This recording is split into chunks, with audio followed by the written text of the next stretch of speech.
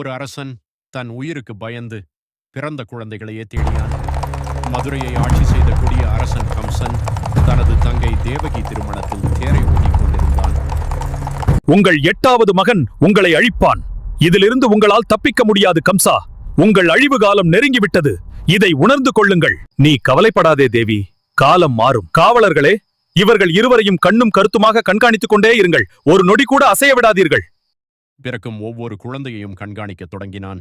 ஆனால் 8வது குழந்தையாக பிறந்தவர் யார் தெரியுமா? கிருஷ்ணர்.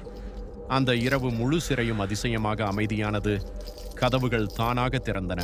யமுனை நதி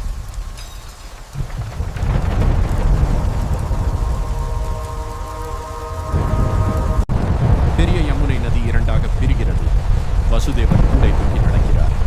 மேலே ஆதிசேஷன் பாம்பு குடை போல காப்பாற்றி. நீ செய்த பாவங்களுக்கு இதுவே முடிவு. தர்மம் வெல்லும். உனது காலம் முடிந்துவிட்டது. இனி நீதி மட்டுமே நிலைத்திருக்கும்.